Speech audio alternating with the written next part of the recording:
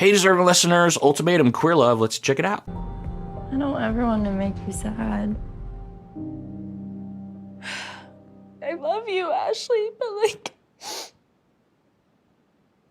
I don't want to be friends for fucking ever. I want a relationship. I want love. I want romance. Okay, so they've been talking, and apparently Marita, I think, talked with Brittany at the cocktail party, and Brittany reminded Marita to know that she deserves the kind of relationship that she wants. And Marita was pulled out of the rut or the routine, the habit that she was maybe getting back into with Ashley. Ashley had talked earlier about how she was trying to dig deep and figure out why she has a hard time expressing love and attentiveness and romance.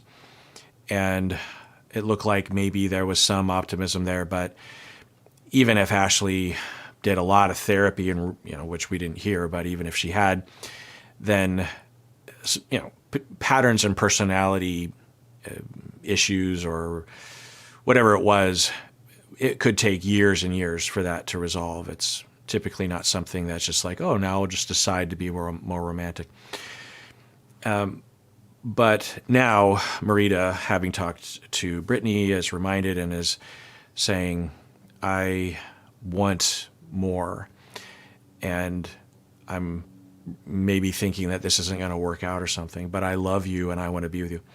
And then we get a chance, I think maybe for the first time, to see what Marita has been complaining about, which is that Ashley, in response, is listening, eye contact, reached out. I don't know if I showed that, leans in, has the look of listening with empathy-ish, but not warmth. Maybe Ashley will have.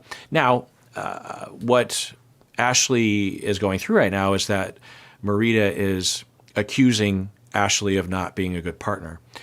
And so that could hurt. So it could cause Ashley to clam up or get defensive or start to think about that, ruminate on it or something. I don't know. But at the very least, we're not seeing an extreme display of warmth and affection. Like I said, she's being accused of something, so maybe that would be hard. But I think this is generally what Marita experiences, which is someone that's generally shut down.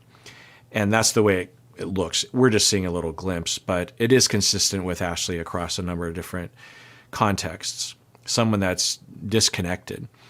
There's a lot of different reasons why that would be, but a very common reason that I find in my office is avoidant attachment. There are cartoonish ways that people talk about avoidant attachment online, but one of the central hallmarks, particularly of moderate to severe avoidant attachment style, is to be cut off from your feelings. Not that you cut yourself off from the feelings, well, you might kind of, but mostly at the age of 2, you neurologically and habitually had to cut yourself off from your feelings for survival. Because as you had feelings, particularly of longing for connection and attachment and love and attention, you were not given that. And so it's easier and better for survival if you just shut that down, especially when if you start to act, some kids will start to act out as a way to get attention. And if they get abused or at the very least sternly talked to, if the parents sternly shut that down, then the child will have actual terror, trauma about expressing their feelings. And so there's more neurological reason, basically learning from your environment, to not build those circuits in your neuronal system throughout your body and through your brain to even know what you feel, even though feelings are happening. And so for these individuals, deep down, they have the upwelling of empathy and care or of any emotion, but they don't notice it. Also, even if they do kind of notice it, it's like they have this inertia. Some of you might be like this, or you might have partners like this, where there's this inertia of, I want to reach out in this moment, but I just can't seem to get myself over that hump. Or they might feel like they are expressing themselves, they are being caring because they feel the feelings, they can sort of notice them, but they're not doing anything about it. One of the avoidant hallmarks is that at a young age, they learn it's best, even if you have a feeling, to just not even show it, because what's the point? So we've actually observed this in the lab. When kids are 2 or 3 years old, you can see this more apparently. The kids will betray themselves with their feelings. They'll indicate more like they're trying to shut their feelings down, but they want to reach out. There's more observation of that. But by the time someone's even like 5, or particularly an adult, it just looks like they don't have emotion. And they will often report, it felt like I was being affectionate. It felt like I was being happy and laughing. It felt like I was expressing, sadness. It felt like I was crying, but others won't see it. And if they see a videotape of themselves, they'll be like, that's not the way it feels on the inside. There's a chance that Ashley right now feels tremendous love and affection and worry and concern and love. But if she saw this footage, and maybe at the reunion, she'll say something like this. She'll say, that's what I look like. No wonder Marita's freaking out. Like, I come across like I'm dead. And you'll hear that from avoidant people. It just doesn't feel that way to them. But they learned they couldn't. The opposite side of the spectrum, preoccupied, anxious people often will see themselves videotaped, and they'll be like, what's wrong? I'm constantly making faces all the time. I'm like, my emotions are way bigger than I thought they were. Like, I'm like constantly freaking out all the time. I need to tamp that down because of the way it feels, the way that it's experienced. So I think we're observing the rub here. I think Marita is understandably hurt, but it's probably not Ashley's fault, so to speak, and more just a product of Ashley's early upbringing. You know what I mean? I hope you know what I'm saying. I think that I've worked with a lot of couples and individuals in this situations from both sides, and I heard more specifics from Marita in a previous episode as she was describing a little bit more affection, this kind of word. But I think we're seeing, because a video is worth 1,000 words, right, or 1,000,000 words. There's no way to put this into words. That I think what we're seeing right now, that vibe, the way that it looks, the way that Ashley is there and listening, but she just seems blank, when in her heart she might actually be feeling a lot.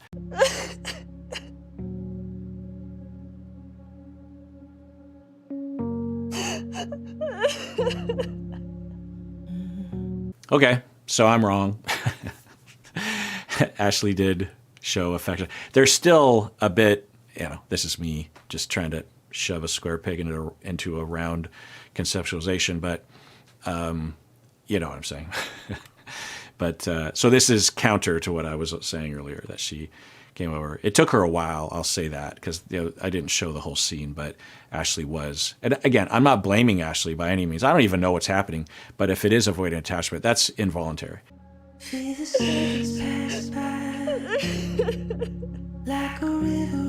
In fact, when you talk to avoidantly attached individuals who have been in a lot of relationships that have gone poorly at the end, they will often report that people will often complain about them being distant and cold, or a mystery. Sometimes avoidant people will be described as hard to read or an enigma. And it's because of all the things I was saying. I just don't get it. I don't get why you can't do any of that for me. And yeah, it feels like a purposeful withdrawal or denial or neglect. Marita's not saying that. It almost sounds like Marita is realizing, I don't think it's because Ashley doesn't want to.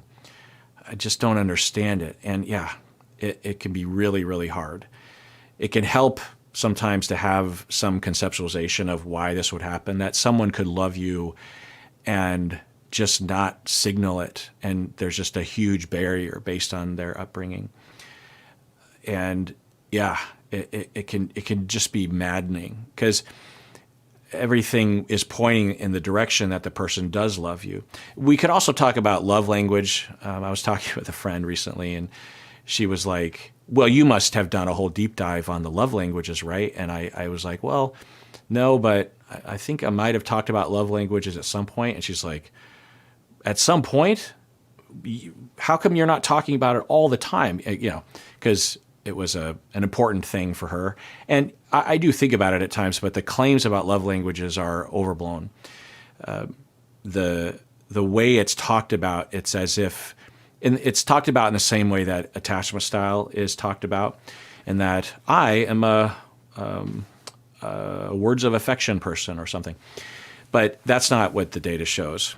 What the data shows is that there's a lot of different ways that people communicate and receive love. And there are some cultural differences and some individual differences, family differences that should be considered. But the way in which we communicate love and receive love is variable, and we have a lot of flexibility around it, you know?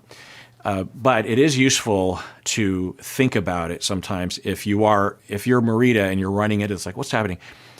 Sometimes it's helpful to think about what are the different love languages, or what are the different ways in which humans tend to express love, whether it's by showing up or by gifts or words of affection or physical affection or sex or sharing a lot, depending on each other, loyalty, values, religion, whatever. You know, there's lots of different ways that people will not just coincidentally align on, but they'll actually put effort into, you know, this is food, right? I did this because I love you. And another person who doesn't receive or doesn't want to give or receive love through food might be not receiving it as love. Again, the way it's talked about in culture that is divorced from the empirical data is that the person who shows love through food can only show love through food, or is incapable or something like that. But that's not how it works out. Generally speaking, humans love in the same ways. We tend to have love and express love and receive love in very much the same way. And it's pretty easy, once the barriers are removed, is the thing, that people can communicate it effectively. Now, in the interim, though, with Ashley, if Marita wanted to continue with this, which it doesn't seem like she does, but she might be able to, in the interim, as Ashley grows and starts to get in touch with her emotions so that she can feel them and then express them and get over that inertia, that Marita could look for ways that she can reassure herself that Ashley loves her. Because I think Marita might be doing that to some extent, because she's saying she's not getting any love, but she must be getting some indication of love. Otherwise, Marita never would have continued for so long. So there's a pretty good chance that Ashley can express love and might even know that she has to beef up these other modes of expressing love because she lacks or has a tough time with these other modes, like dedication and being there and paying for bill, working hard. Some people express love by working hard in the yard or on the house or the laundry or something, chores, you know. But like I said, people that want love that way, want to be appreciated, generally speaking, if they were to get love and affection and attention and appreciation just in general, then they won't need those proxy things, if that makes any sense. Anyway, so I will just say that about love languages. It's important. I do think about how people can communicate, how they tend to want to communicate, how they have been communicating love. I challenge people to think about that for themselves. Often it's useful to think about how you might be bidding for attention and love and recognition, and you're not getting it. Like you work really hard on a particular chore for a number of different reasons. On one hand, you did it because you just wanted to do it, but on the other hand, you did it because you wanted your partner to be happy that you did it. And then your partner isn't happy or doesn't express that they're happy enough, and you walk away hurt as if they don't love you. But you weren't clear, or your partner didn't notice or something. So sometimes it's just a matter of being more clear. Like when I did that thing yesterday, part of me was actually wanting you, I was doing it out of love for you. I was dedicating. And sometimes when you say that out loud or you tell your partner's like, I don't need you to do that, which can often be the case with these indirect ways of communicating love. All right, well, let's adjourn there for now. Everyone out there, please take care of yourself because you deserve it. You really, really do.